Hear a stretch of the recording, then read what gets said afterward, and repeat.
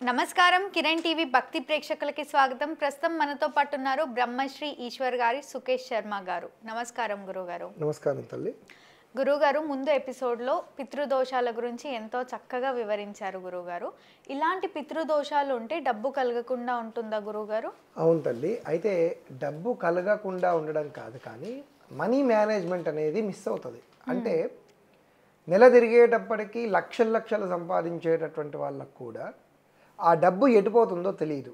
ముఖ్యంగా మిస్లీనియన్స్ ఖర్చు చాలా అవుతుంది. అనవసరమైనటువంటి ప్రతి క్యాషులు కావచ్చు, చిన్నవే కదా అని అనిపిస్తుంది, కానీ తీరా నెల తిరిగేటప్పటికి అవన్నీ కూడా కొండంతాయి. అసలు డబ్బులు వస్తున్నట్టే ఉంటుంది, కానీ సేవింగ్స్ కానీ దేనికి ఖర్చు పెడుతున్నామో తెలియకుండా ఒక లెక్కాపత్రం అంటూ ఉండకుండా విచ్చలవిడిగా నీళ్ళలాగా ఖర్చు అవుతూనే ఉంటుంది. అంతేకాకుండా వీళ్లకు అవసరం ఎప్పుడైతే ఉంటుందో ఆ సమయాన డబ్బు పుట్టదు. ఇది కూడా పితృదోషాల్లో భాగమే.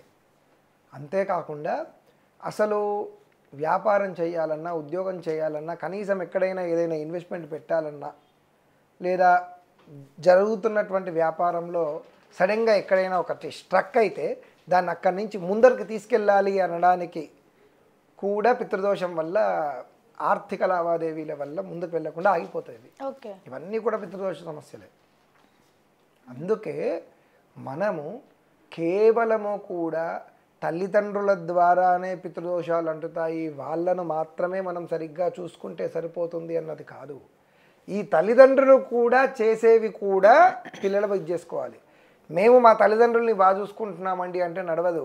మీ తల్లిదండ్రులు కూడా వాళ్ళ తల్లిదండ్రులకు పిండ ప్రదానాలు, పితృకార్యాలు ఖచ్చితంగా చేయాల్సిందే. వాళ్ళతోనూ కూడా తీర్థయాత్రలు జరిపించాల్సిందే. వాళ్ళు కూడా ధర్మ కార్యాలు చేయాల్సిందే. అలా చేస్తేనే వాటి ప్రభావం కూడా ఇక్కడ వంశము అని చెప్పబడింది. అవును గురుగారు. కేవలం కుటుంబము, వ్యక్తులు అని కాదు, ఆ వంశం.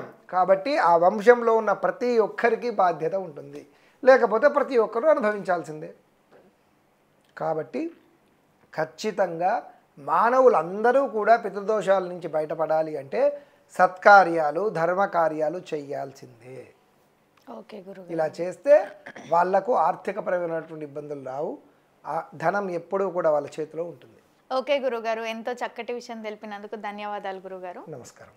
చూసారు కదా, మీకు ఎలాంటి డౌట్స్ ఉన్నా కూడా వీడియోలో స్క్రోల్ అవుతున్న నంబర్ని సంప్రదించండి. గురుగారు మీతో మాట్లాడతారు. Thank you.